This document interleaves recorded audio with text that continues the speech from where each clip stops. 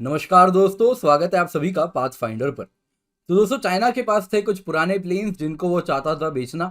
सबसे पहले वो जाता है बांग्लादेश के पास और बांग्लादेश की टेक्निकल टीम इन प्लेन्स का मुआयना करती है और फिर इसको कर देती है रिजेक्ट। फिर चाइना को आता है आइडिया और वो कहती है कि इन प्लेन्स को खरीद लो, बदले में 2 प्लेन्स फ्री मिलेंगे। और उसके बाद इस झांसे में नेपाल एयरलाइंस फंस जाती है और इसके बाद नेपाल एयरलाइंस इन प्लेन को ले लेती है और आज ये प्लेन्स ग्राउंडेड हैं। और इसके बाद नेपाल एयरलाइंस के एक बोर्ड मेंबर का कहना है कि ये नेपाल एयरलाइंस का वर्स्ट डिसीजन एवर था। तो आज की इस क्लास में इसी न्यूज़ पर हम चर्चा करने वाले हैं कि आखिरकार नेपाल एयरलाइंस के ये प्लेन्स ग्राउंड कैसे हुए और उन्होंने क्यों ये प्लेन्स लिए।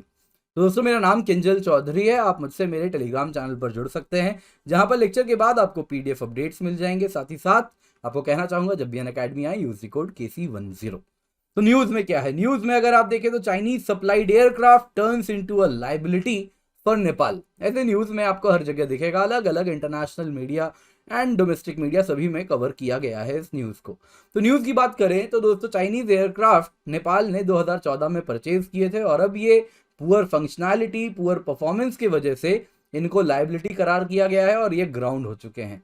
तो ऐसा इन बोर्ड मेंबर्स का कहना है कि इस इक्विपमेंट के सेल से जो चाइनीज प्लेन्स नेपाल एयरलाइंस ने खरीदे, ये सिर्फ चाइनीज कंपनीज को फायदा पहुंचाया और नेपाल एयरलाइंस को एक विशियस डेड ट्रैप में फंसा दिए हैं।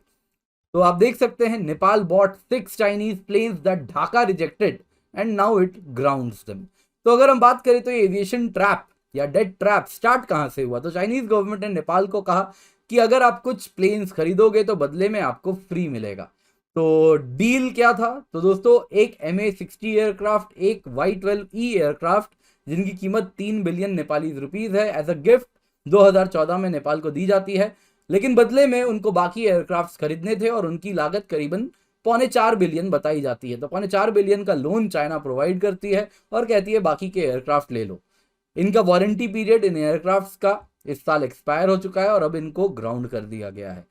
तो चाइनीज एयरक्राफ्ट डेड ट्रैप अगर हम देखें तो चाइना ने नेपाल को 9 साल पहले ये प्लेन्स बेचे और बेचने के बाद चाइना को कैपेसिटी बिल्डिंग, कैसे इन प्लेन्स को ऑपरेट करना है with respect to crew, trained crew, उनको ट्रेनिंग देनी होती है, इंजीनियर्स को ट्रेनिंग देनी होती है जो मेंटेन करें, टेक्निकल सपोर्ट चाहिए होता है, मेंटेनेंस वर्क चाहिए होता है, इन सब में मदद नहीं की और आज भी नेपाल एयरलाइंस इन प्लेन्स को ऑपरेट नहीं कर पा रही है। इसके सिवा इनको जो स्पेयर पार्ट्स चाहिए थे, लिमिटेड लाइफ लिमिटेड पार्ट्स चाहिए थे, वो सब अगर आप देखें तो उन सब को प्रोवाइड करना था। तो आज भी उनकी रिक्वायरमेंट 10 की 10 पड़ी हुई है, बनी हुई है और 3 ईयर्स से आप अगर देखें तो इन प्लेन्स की स्मूथ रनिंग कहीं ना कहीं रोक दी गई है। तो ये स्मूथली रन नहीं कर पा रहे और अब तो फाइनली इनको ग्राउंड कर दिया गया है।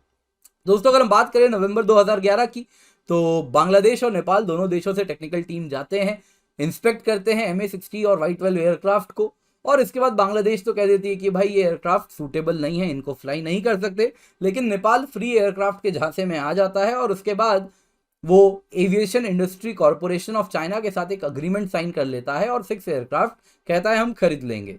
और जैसे ही वो प्लेन खरीदती है, नेपाल एयरलाइंस जैसे ही प्लेन खरीदती है, आविक तुरंत नोटिस दे देती है नेपाल एयरलाइंस को। AVIC is aviation industry corporation of China, जिसने ये प्लेन बेचा था। तो ये नेपाल एयरलाइंस कॉरपोरेशन को एक नोटिस सर्व कर देती है। ये नोटिस में होता है कि जो भी डेट्स आपने एक्रू किए हैं स्पेयर पार्ट्स में, ट्रेनिंग में, टेक सपोर्ट में, नए इंस्टॉलेशन ऑफ गुड्स जो भी उसमें लगाया गया है, इलेक्ट्रॉनिक आइटम्स लगे हैं, उनका परचेज, उनका इंस्टॉलेशन, उनका जो पैसा है वो बकाया पैसा जल्दी से भरो। इससे पहले वो नेपाल एयरलाइंस उनको उड़ाती, उड़ा के पैसे कमाती, उसके बाद पैसे भरती, उससे पहले ही नोटिस आ जाता है कि चलो जल्दी से लोन के पैसे वापस करो। तो आप देख सकते हैं नेपाल एयरलाइंस ने चाइनीज एयरक्राफ्ट को ग्राउंड किया है। कारण बताया जा रहा है कि इनको उड़ाने में ज़्यादा नुकसान है, तो लॉसेस कट करने के लिए बेहतर है इनको ज़मीन पर ही पड़े रहने दें। तो जैसा आपको बताया, ये 2014 में लिए गए एयरक्राफ्ट लाइबिलिटी बन चुके हैं, पुअर फंक्शनैलिटी, पुअर परफॉर्मेंस का शिकार है। और अगर हम देखें तो इनकी सेल्स से इनके बोर्ड मेंबर का जो कहना है कि इससे सिर्फ और सिर्फ चाइनीज कंपनी को फायदा हुआ है, नेपाल तो बस vicious cycle of debt trap में फंस गई है। जुलाई 2020 की बात करें, नेपाल एयरलाइंस ने चाइनीज एयरक्राफ्ट को ऑपरेशन स्टॉप कर दिया और उसके बाद नेपाली बोर्ड मेंबर ने कहा है, नेपाली एयरलाइंस के बोर्ड मेंबर ने कहा है कि ये चाइनीज एयरक्राफ्ट का एक्विजिशन उनका वर्स्ट डिसीजन था।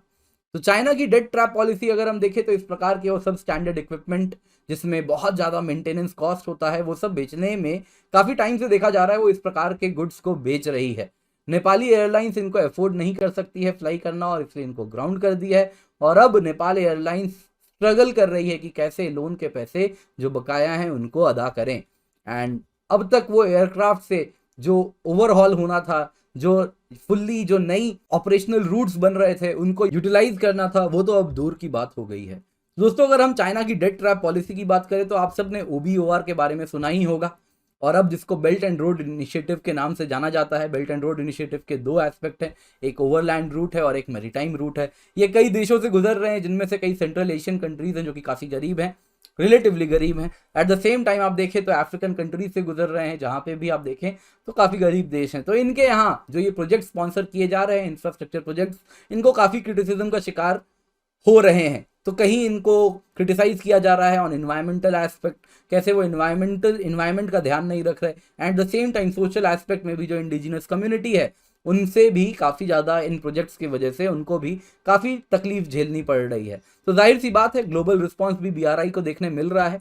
तो अगर हम देखें तो एक बिल्ड बैक बेटर वर्ल्ड है जो कि G7 कंट्रीज़ का इनिशिएटिव है, जो कि चाइनीज़ BRI को कहीं ना कहीं उसके ऑल्टरनेटिव प्रोवाइड करने के लिए फैसिलिटी प्रोवाइड करने वाला है। दूसरी तरफ आप देखिए तो ब्लू डॉट नेटवर्क है, जिसमें US, जापान एंड ऑस्ट्रेलिया है। ये सर्टिफिकेशन करेंगे उन सारे प्रोजेक्ट्स का, जो भी इंफ्रास्ट्रक्चर प्रोजेक्ट्स हैं वो social sustainability, environmental sustainability, economic sustainability, अलग अलग एंगल से इनको सर्टिफाई किया जाएगा। तो ये काफ़ी इंपॉर्टेंट है, आप इसके बारे में ज़रूर जानें, एंड ये बड़ा इंपॉर्टेंट रहने वाला है। तो दोस्तों, UPSC एनुअल प्राइस हाइक होने वाली है 23 दिसंबर को। आप देख सकते हैं प्लस कॉम्बो सब्सक्रिप्शन में, GS ऑप्शनल कॉम्बो में 3000 रुपए की 1 साल की सब्सक्रिप्शन में आपको प्राइस हाइक देखने मिलेगी। और अगर आप सिर्फ प्लस GS सब्सक्रिप्शन लेते हैं तो उसमें भी 2000 रुपए की प्राइस हाइक मिलेगी, और 3 मंथ एक्सटेंशन है, वो भी बस 23 दिसंबर तक ही सीमित है। UPSC मेगा कॉम्बैट होने वाला है 19 दिसंबर सुबह 11 बजे। तो KC10 कोड का इस्तेमाल करें और इसका हिस्सा बने। एंड साथ ही साथ नेक्स्ट संडे भी होगा तो उसका भी हिसाब जरूर बने। साथ ही साथ दोस्तों, आपको बताना चाहूंगा आइकनिक सब्सक्रिप्शन में 1-to-1 लाइव मेंटरिंग मिलती है, स्टडी प्लानर है, मेंस क्वेश्चन आंसर प्रैक्टिस है, एंड एजुकेटर्स के साथ आप डायरेक्टली इंटरैक्ट कर सकते हैं। साथ ही साथ लोन की भी फैसिलिटी हम अवेल करवा रहे हैं। तो आपको डिस्क्रिप्शन बॉक्स में एक लिंक मिल जाएगा, तो जाके फॉर्म फिलअप करें, use the code KC10 and educator name Kinjal Chaudhary, तो आपको 0% इंटरेस्ट रेट पे लोन भी मिलेगा। दोस्तों, जो प्लस सब्सक्रिप्शन की कीमत है इस वक्त आप देख सकते हैं, 1 साल के सब्सक्रिप्शन की कीमत है 45,000 rupees after using the code KC10, और 1 साल के UPSC GS की जो आइकनिक सब्सक्रिप्शन है उसकी कीमत आप देख सकते हैं 1 साल की है 67,050 rupees on using the code KC10। Optional subscription की कीमत है 1 साल की 24,750 रुपए on using the code KC10। ये सारे प्राइसेस हाइक होने वाले हैं। इसके सिवा फ्री टेस्ट सीरीज भी आपको हम प्रोवाइड कर रहे हैं, तो उसका हिस्सा भी जरूर बने। एंड मेरे बहुत सारे कोर्सेज हैं, स्पेशल क्लास आप देख सकते हैं, फिजिकल ज्योग्राफी, एनवायरनमेंट, क्विज होता है, निकालो प्रीलिम्स, उसका भी आप हिस्सा बन सकते हैं।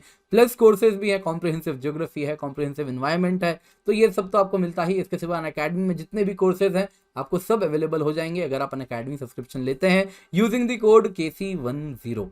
इसके सिवा दोस्तों UPSC CSE बैचेस भी स्टार्ट होने वाले हैं। 22 दिसंबर से नए बैचेस स्टार्ट होने वाले हैं, जैसा आप देख सकते हैं स्क्रीन पर। मिशन बैच है, लक्ष्य बैच है, हिंदी इंग्लिश बाइलिंगुअल दोनों ही बैच आपको देखने मिलेंगे। और साथ साथ 1 साल या उससे अधिक सब्सक्रिप्शन लेते हैं तो आपको 20 GS बुक्स भी फ्री में प्रोवाइड किया जाएगा, आपको घर पे फिजिकल बुक्स डिलीवर हो जाएंगे। इसके सिवा दोस्तों, आपको कहना चाहूंगा जब भी आए use the code KC10 and do like the video. Thank you so much for joining, have a great day.